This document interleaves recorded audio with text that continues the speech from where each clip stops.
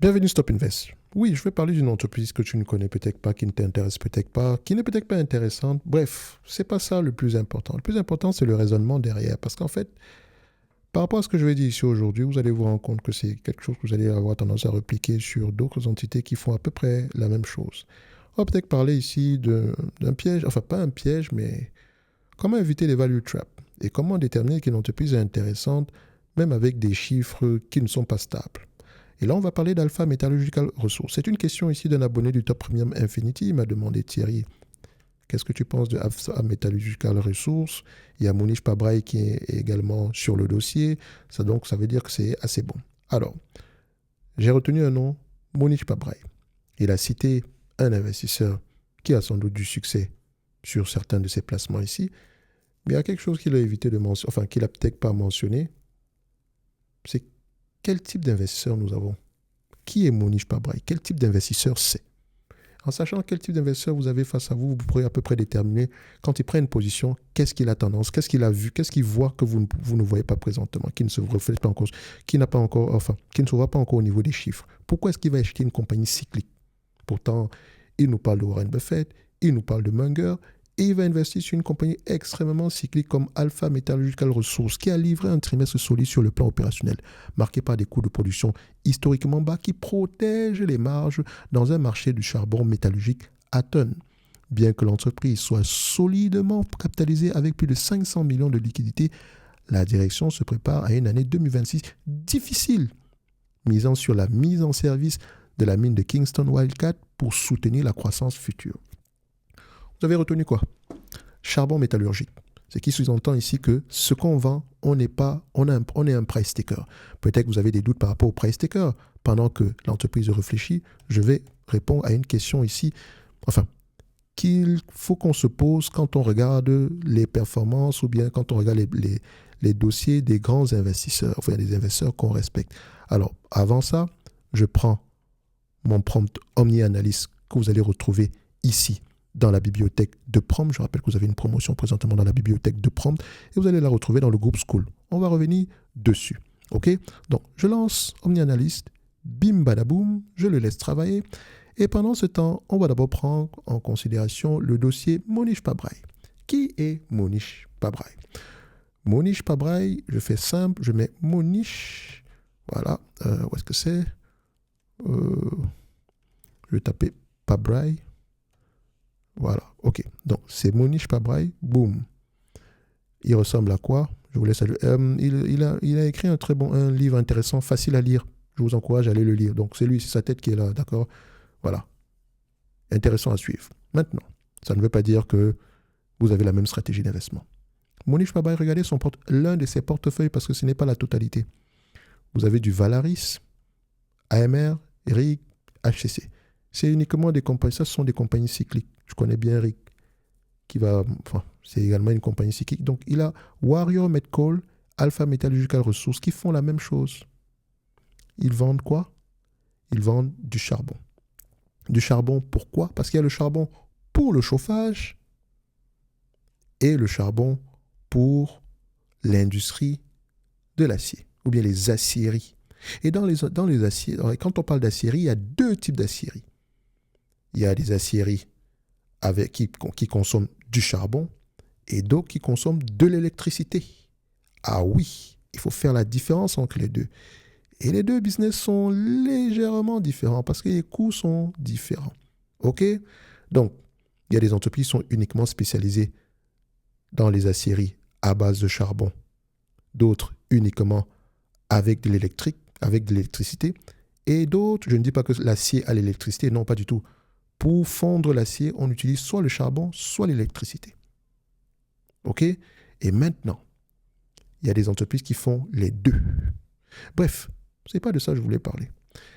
Ce que je voulais mentionner, c'est que Monish Pabrai, c'est quel type d'investisseur? C'est un deep value investor. Et un deep value investor qui recherche avant tout une marge de sécurité en se basant sur les infrastructures physiques, sur le bilan de la compagnie. Donc, il va regarder la structure du bilan, il va analyser les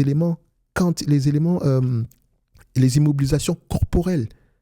C'est dans ça qu'il va plonger.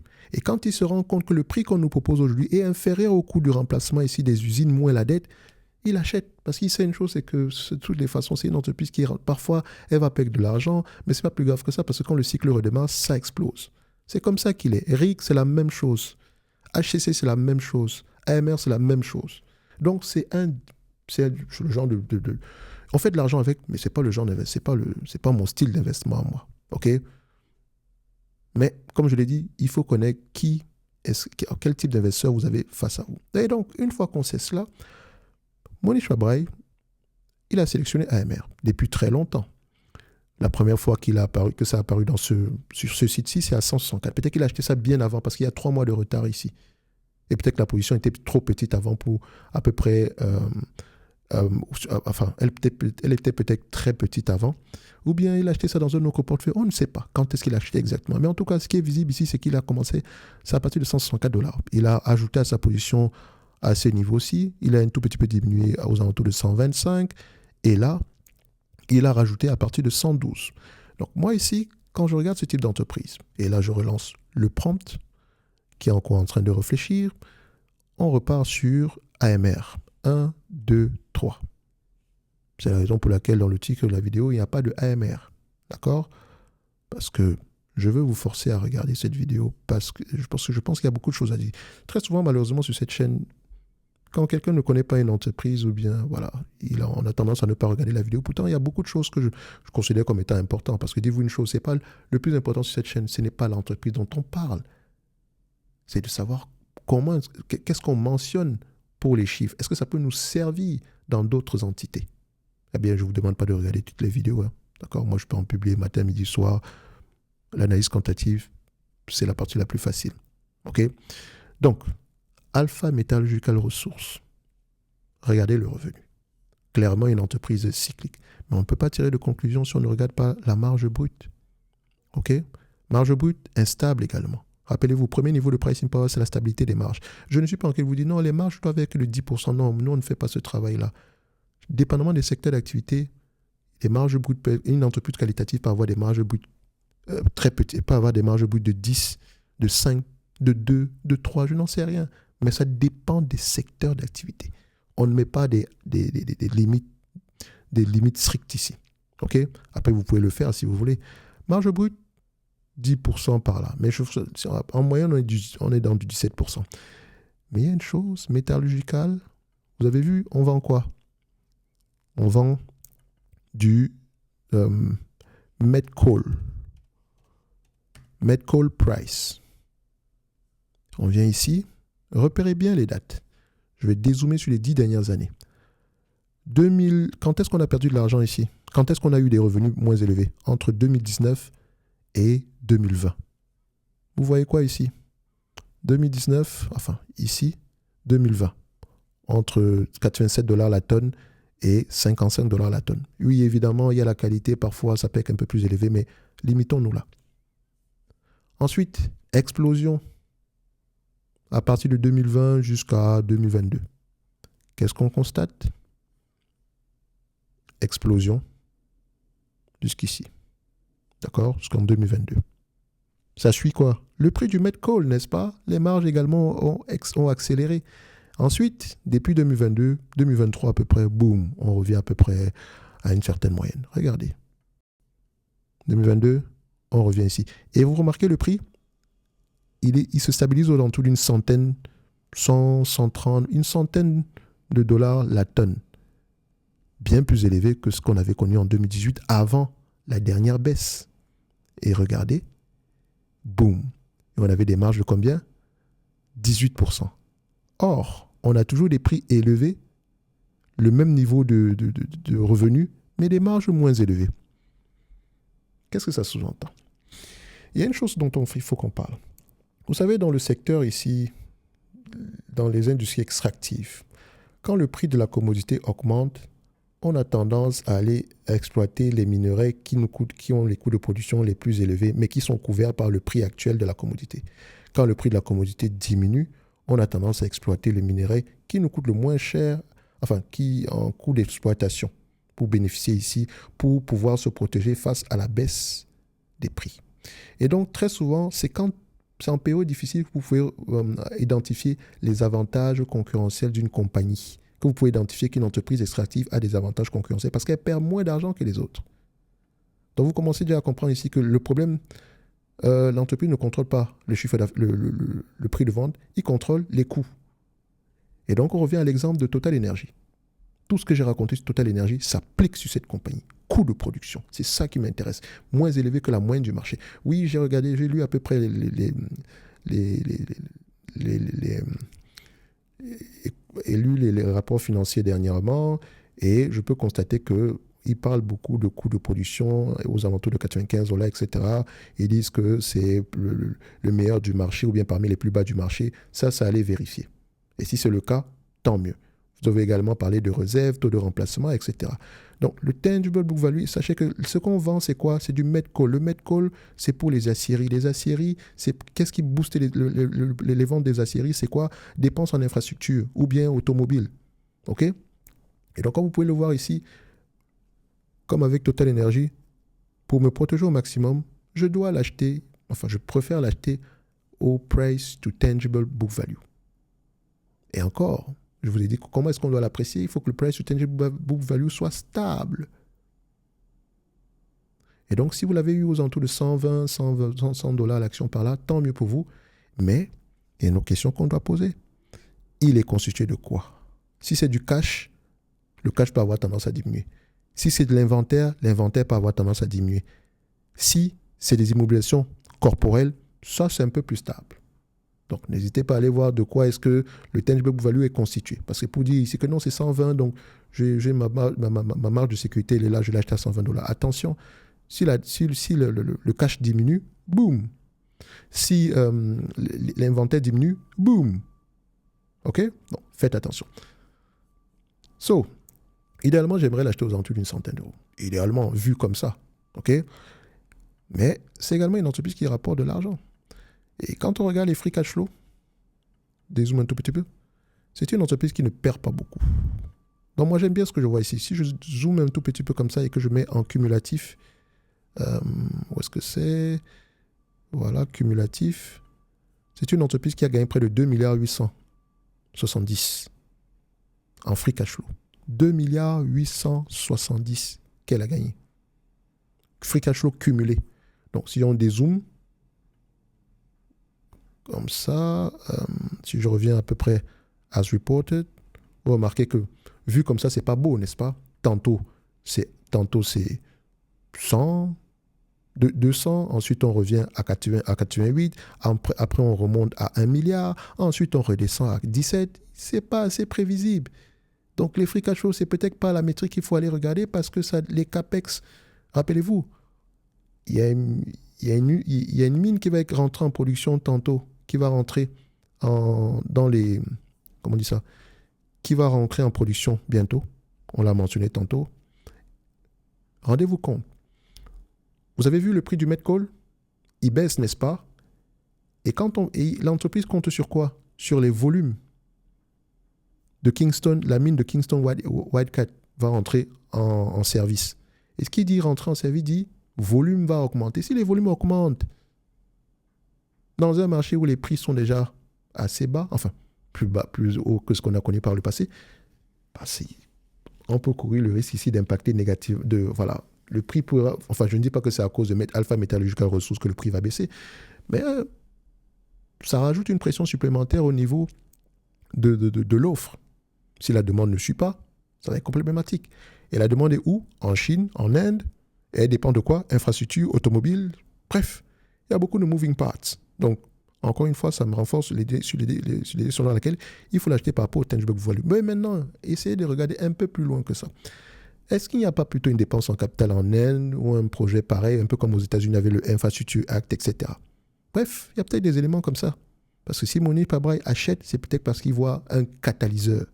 Un catalyseur, ça peut être un élément qui permet au marché d'apprécier la juste valeur de cette compagnie. D'accord? En tout cas, pour le moment, pour moi, comment est-ce que je vais avoir tendance à l'analyser au-delà des chiffres? Je prends le cash flow opérationnel qui ressemble à ceci. Dézoome un tout petit peu. Je prends la médiane. Même si la production a augmenté, etc., je me dis ceci. Cette entreprise a les moyens, je prends à peu près les 10 dernières années, enfin, je prends toute la période ici, c'est 230 millions. Je vais le mettre ici en yearly pour que ce soit plus simple. Ça fait même 144 millions par là quand je le mets en yearly. Donc, je préfère même ça. C'est encore plus conservateur. OK? De toute façon, malheureusement, j'ai 10 dernières années ici. Donc, disons, 5 dernières années, c'est combien?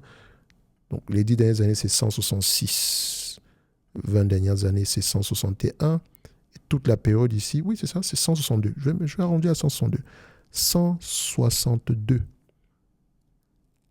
millions de dollars en cash flow opérationnel. En termes de prévision, on s'attend à combien? Les analystes s'attendent à combien en termes de cash flow opérationnel prévisionnel? N plus 3, à peu près à 300 millions. Peut-être qu'avec la rentrée en production de la nouvelle mine, etc., ça va ramener à peu près 300 millions de cash flow. Je n'en sais rien. Moi, je préfère me protéger au maximum. Je prends la médiane des 10 dernières années. Ça fait 162. 162. Maintenant, quel est le multiple que j'applique? Je sais de mémoire que dans le secteur cyclique, normalisation des résultats, multiplié, quand on prend les cash flows, c'est 10 fois les cash flows opérationnels. OK? 10, en tout cas, je ne sais pas plus que 10 fois. On va le dire comme ça. 1 milliard 620. Moins la dette nette. Je mets moins la dette nette. Enfin, j'ai mis plus parce qu'on vous a dit qu'elle avait quoi? Du cash net. Près de 400 millions de cash net. Donc, plus 400 millions de cash net. Divisé par le nombre d'actions. On a combien en termes de nombre d'actions? Est-ce qu'il augmente ou diminue? Il diminue timidement. On a à peu près 13 millions d'actions. Ça fait à peu près 13 ici. Divisé par 13, ça donne combien? 155 dollars. Donc le prix actuel est correct. Rappelez-vous, les analystes s'attendent à 300 millions d'AMR. 300 millions d'AMR, pas d'AMR, de cash flow opérationnel. Ça donne à peu près combien? C'est aux alentours de 23 dollars de cash flow. C'est ce que les analystes attendent sur ce dossier. Maintenant, moi, qu'est-ce que je fais? Je reviens sur Fastgraft. Voilà. Alpha Metallurgical Resources. Je vais regarder les cash flows opérationnels. On s'attend même à 41 de cash flow opérationnel. Donc peut-être ici, la production de la nouvelle mine va permettre à ce que le cash flow opérationnel soit très élevé. Mais alors, les analystes se sont basés sur quelle métrique pour apprécier l'augmentation des cash flows opérationnels? Quelle métrique? En termes de volume de production? Quelle métrique? En termes de prix de la commodité? Donc, si je me base sur ce que les analystes attendent ici, rappelez-vous, 300 millions divisé par le nombre d'actions, ça donne à peu près 23 dollars de cash flow en année N plus 3. Déjà, vous voyez ici, N plus 3, c'est 1, 2, 3, c'est 2028. Donc, techniquement, ils sont assez optimistes par rapport à 2028. Combien d'analystes il y a sur le dossier? Il y a un seul. Donc, c'est déjà beaucoup pour vous faire peur. C'est la raison pour laquelle on va d'abord s'accrocher sur ce qu'on a rapporté sur les 10 dernières années, qui n'est pas mal, et donc on sait qu'on ne surpaye pas pour le moment. Ça ne veut pas dire que pas parce qu'on ne surpaye pas que le prix ne va pas baisser. Maintenant, il faut surveiller les coûts de production. C'est à ce niveau-là que se trouve l'avantage concurrentiel. Donc, si on revient sur notre prompt, la réponse est toute faite maintenant. Vous voyez que l'entreprise, vous savez ce qu'elle fait, et on va revenir ici sur certains éléments. Vous voyez que ici, c'est marqué comme étant en déclin.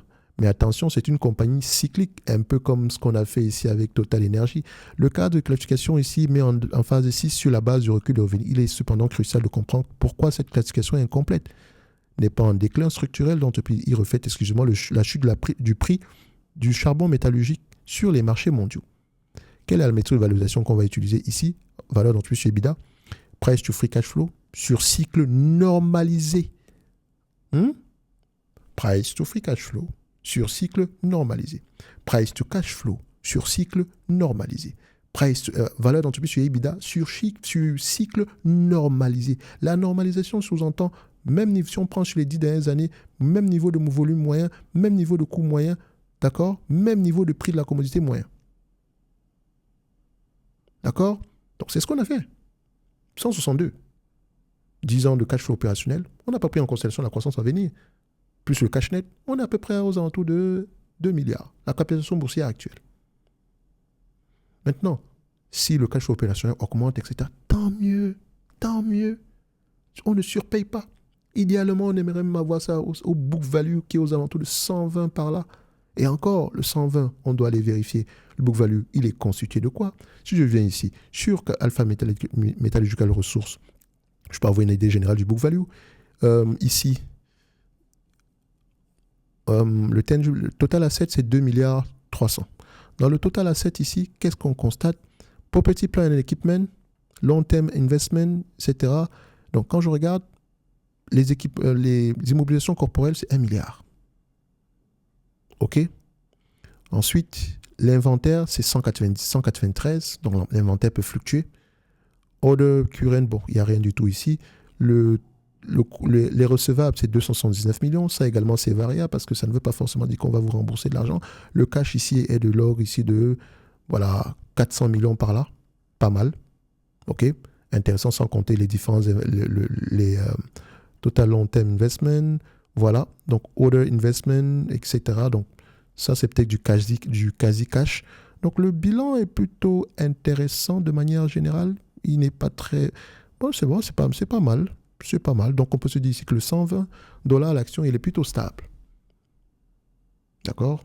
Il est plutôt stable. Parce que 1 milliard, le book value, il est à combien ici? Où est-ce que je trouve l'equity? Total equity, c'est ici 1 milliard 545.